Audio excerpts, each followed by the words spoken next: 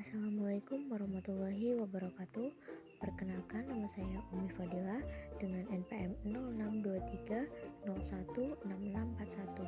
Saya dari Program Studi Kesehatan Masyarakat Universitas Pekalongan. Di sini saya akan mempresentasikan materi mengenai faktor risiko penyakit kusta, DBD, hipertensi, dan diabetes.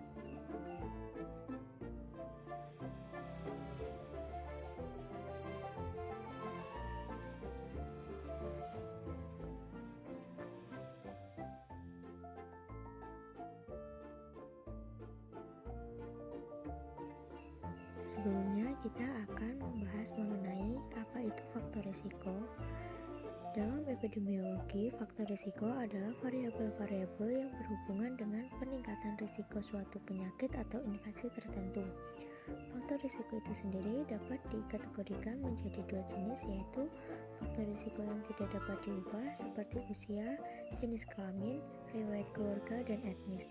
Dan yang kedua yaitu faktor risiko yang dapat diubah seperti perilaku, paparan lingkungan, dan kondisi medis.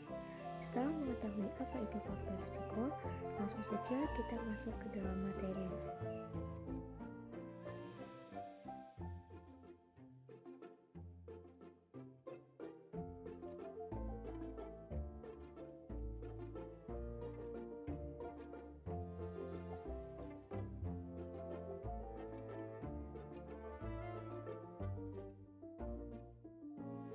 Yang pertama yaitu faktor risiko kusta.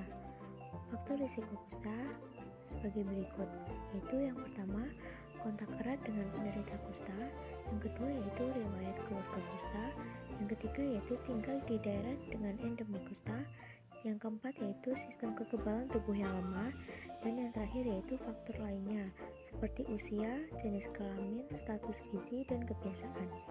Selanjutnya yaitu ada contoh variabel yang menjadi faktor risiko kusta. Yang pertama yaitu variabel demografis seperti usia, jenis kelamin, tempat tinggal, status sosial ekonomi, dan pendidikan. Yang kedua yaitu ada variabel perilaku seperti kontak dengan penderita kusta, kebiasaan hygiene, dan status gizi. Dan yang ketiga yaitu ada variabel biologis seperti sistem kekebalan tubuh dan riwayat keluarga kusta.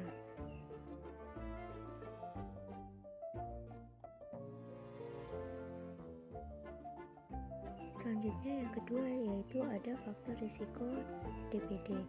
Faktor risiko DBD ada dua, yaitu faktor lingkungan seperti iklim dan cuaca, kepadatan penduduk, sanitasi yang buruk, dan perubahan lingkungan.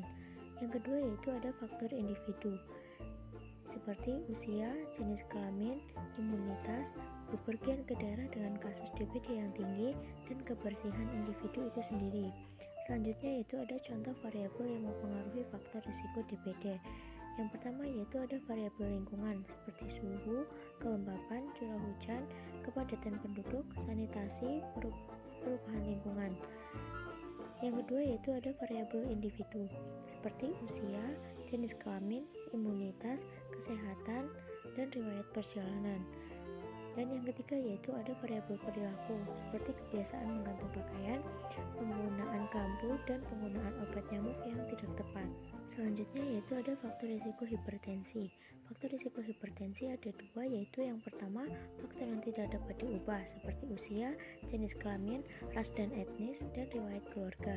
Yang kedua yaitu ada faktor yang dapat diubah seperti menjaga pola makan, kurang aktivitas fisik, kelebihan berat badan, konsumsi alkohol berlebih, merokok, stres, dan kondisi atau penyakit tertentu.